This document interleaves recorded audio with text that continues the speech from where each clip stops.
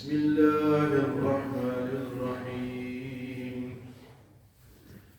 قال نوح رب إنهم عصوني واتبعوا من لم يزده ماله وولده إلا خسارا ومكروا مكرا كبارا وقالوا لا تذرن آلهتكم ولا تذرن ودا ولا سواعا ولا يغوث ويعوق ونسرا وقد أضلوا كثيرا ولا تزد الظالمين إلا ضلالا.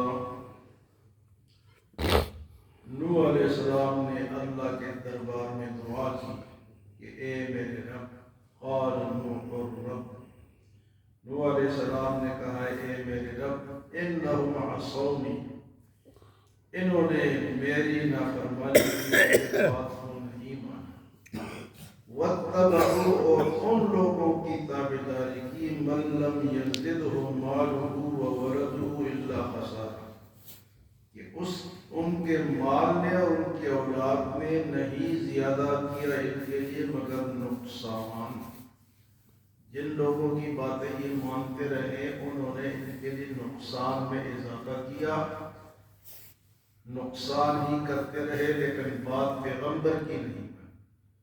پیغمبر کی بات جس طرح اللہ کی اطاعت لازم ہے، اس طرح پیغمبر کی اطاعت بھی لازم ہے. کیونکہ پیغمبر جو ہوتا ہے ایک تو وہ اللہ کا نمائندہ ہوتا ہے اور دوسرا وہ ماڈل ہوتا ہے، وہ معصوم ہوتا ہے.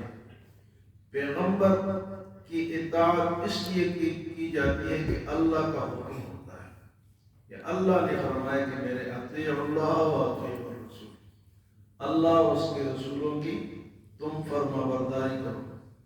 تو نوح علیہ السلام نے اللہ کے دربار میں شکایت کی، اللہ یہ تو میری بات نہیں مانتے، میں نے تو ان کو ہر طریقے سے بلایا، ہر جگہ تبلیغ کی، گھروں میں جا کر کھل کر چھپ کر ایک ایک کو سب کو ملا کے.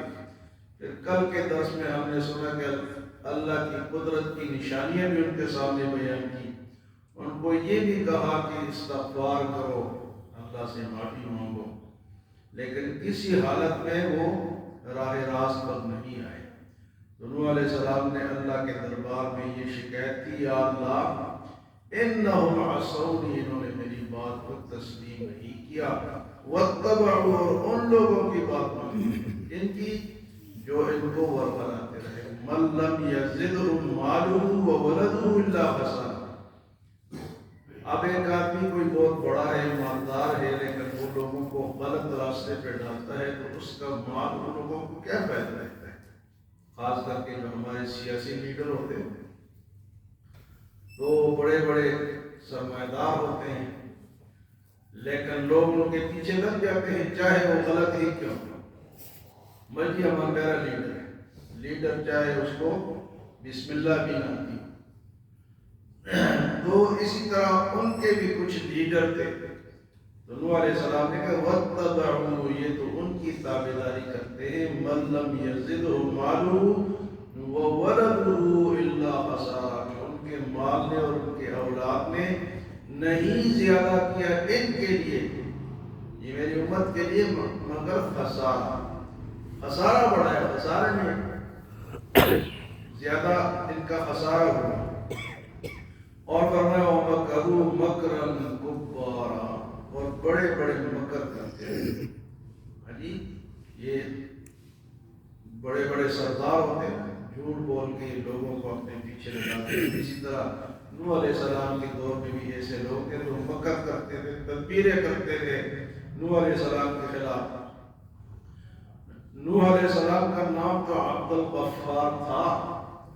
یہ نوح تو لقب اس لیے پڑا کہ وہ روتے تھے، یا اللہ میں کیا کروں، اتنی میں تبلیغ کرتا ہوں، اتنی محنت کرتا ہوں، یہ پھر بھی نہیں. تو رونے کی وجہ سے ان کا نام نوح پڑا، نوحہ کرنے والے، رونے والے. نام ان کا عبد الغفار. تو پھر کہا کہ وقالو، اور ان کے جو بڑے سردار ہیں انہوں نے ان چھوٹوں کو کیا کہا؟ وَقَالُوا لَا تَذَرُنَّ آلِهَتَكُمْ، اور انہوں نے ان کو کہا کہ اپنے خداؤں کو نہیں چھوڑنا، جو تمہارے خدا ہیں ان کو نہیں چھوڑنا۔ اور وہ خدا ان کے کون تھے؟ وَلَا تَذَرُنَّ، اور نہ چھوڑو وَدًّا وَدًّ وَلَا سُوَاعًا، اور سوا کو، وَلَا یغوث اور یغوث کو، وَیعوق اور یعوق والنصر اور نصر کو۔ یہ 5 ان کے گزرے تھے۔ ان میں ود جو تھے وہ حضرت ادریس علیہ السلام کے بیٹے تھے، باقی 4 گزرے، 5 گزر اس قوم میں تھے جو ان کے نام ہے ود، سوا، یغوث، یعوق اور نصر۔ تو انہوں نے کہا کہ انہی کی عبادت کرو، اللہ کی عبادت نہ کرو، انہی کو الہ مانو۔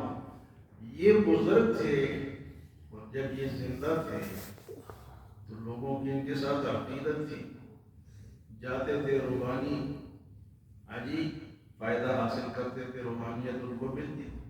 اب یہ 5 بزرگ فوت ہو گئے۔ جب فوت ہو گئے یہاں سے پھر یہ لوگ بڑے پریشان کہ اب تو ہمارا کوئی رہنما ہے ہی نہیں۔ دیکھو جب رہنما ہوتے ہیں تو ان کو لوگ مانتے نہیں، اور جب نہیں ہوتے تو وہ کہتے نہیں ہیں۔ تو رہنماؤں کی ضرورت ہر دور میں رہی، رہنماؤں کے بغیر پتہ نہیں چلتا۔ اس لیے اللہ پاک نے کہا صراط الذین انعمت علیہم، راستہ ان لوگوں کا جن پر اللہ کا انعام ہوا۔ کچھ لوگوں کو کے پیچھے چل کے بندہ سیدھا ہوتا ہے، ماحول کا اثر ہوتا ہے، بزرگوں کا اثر ہوتا ہے، نیک لوگوں کا اثر ہوتا ہے۔ تو وہ جو 5 بزرگ فوت ہو گئے تو یہ لوگ پریشان ہیں۔ اب ایک دن یہ بیٹھے ہوئے تھے کہ شیطان ایک بڑے جناب بزرگ کی شکل میں آ گیا۔ یہ بات یاد رکھیں کہ شیطان جو ہے اس دور میں بھی کسی کی شکل اختیار کر سکتا ہے سوائے حضور صلی اللہ علیہ وسلم۔ بعض دفعہ اگر ہمیں ایسا شخص ملے جس کی داڑھی بھی ہو، سب کچھ ہو، بزرگ نظر آتا ہو، لیکن راستہ ہمیں غلط نظر آتا ہو، ہم یہ سمجھ سکتے ہیں کہ شیطان بھی ہو سکتا ہے۔ تو شیطان ہے کہ کیوں پریشان ہے؟ میں کہا جی ہمارے بزرگ تھے وہ فوت ہو گئے، وہ تھے تو ہمیں ان کے پاس جاتے تھے، ہمیں سکون ملتا تھا، راحت ملتی تھی، دینی باتیں بتاتے تھے، تو اب وہ نہیں ہیں، ہم پریشان ہیں۔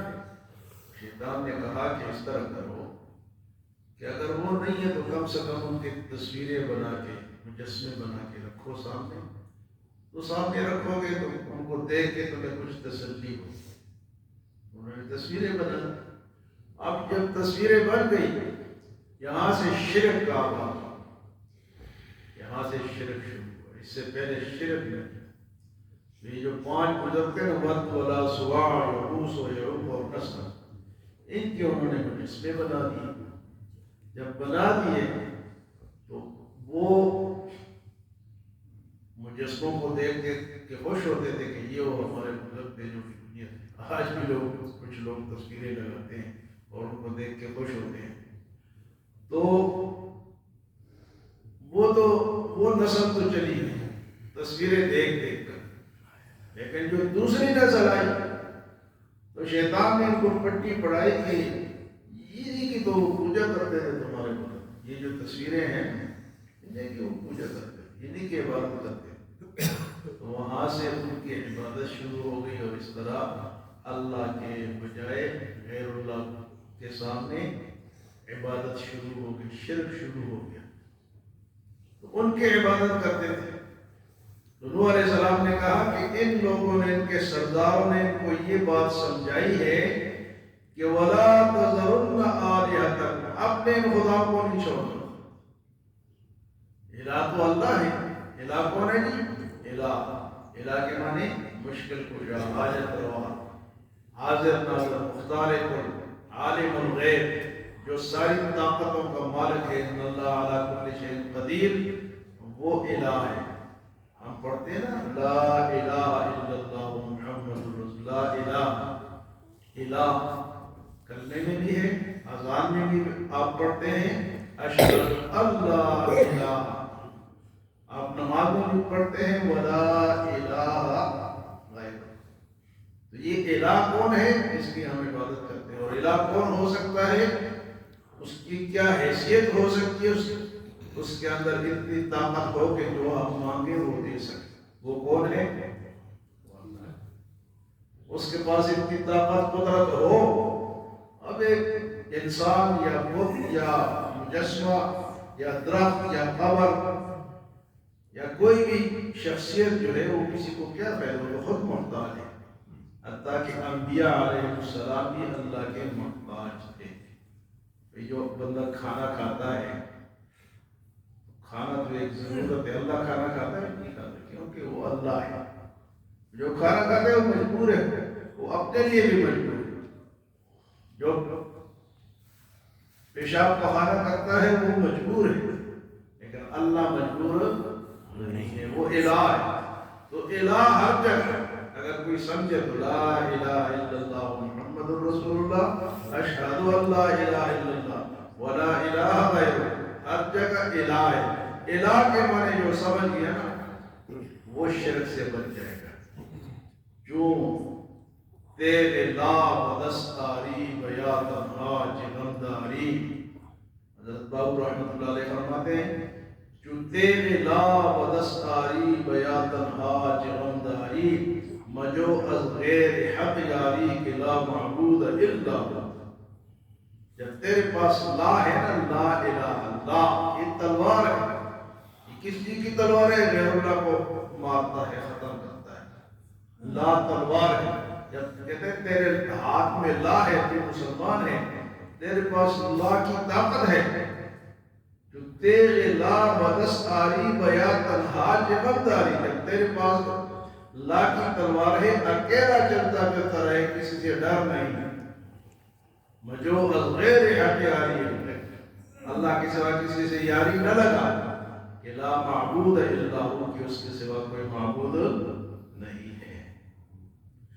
فرمائے کہ وَلَا تَذَرُنَّ آلِهَتَكُمْ، انہوں نے کہا کہ اپنے الہوں کو نہیں چھوڑنا، وَلَا تَذَرُنَّ وَدًّا، اور نہ ود کو چھوڑنا ہے، وَلَا سُوَاعًا، اور نہ سواع کو چھوڑنا ہے، وَلَا یغوث، اور یغوث کو بھی نہیں چھوڑنا، وَیَعُوقَ، اور یعوق کو بھی نہیں چھوڑنا، وَنَسْرَ، اور نصر کو بھی نہیں چھوڑنا۔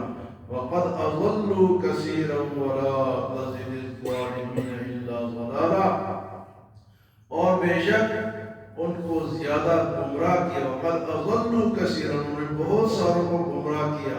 وَلَا تَزِدِ الظَّالِمِينَ إِلَّا خَسَارًا، اور ایسے ظالموں کے لیے تو خسارہ ہی بڑا ہے، کوئی فائدہ نہیں ہوا، ان کے لیے خسارہ ہی بڑا ہے۔ جو اللہ کو چھوڑ کے غیر اللہ کو پکارتا ہے، غیر اللہ کی عبادت کرتا ہے، ان کا خسارہ ہی بڑھتا ہے، ان کو فائدہ نہیں ہوتا۔ اللہ ہم سب کو توحید پر قائم دائم رکھے، شرک سے اللہ ہم سب کو محفوظ فرمائے۔ جو بندہ مشرک ہو اس کی کوئی عبادت قبول نہیں، اللہ ہمیں محفوظ رکھے۔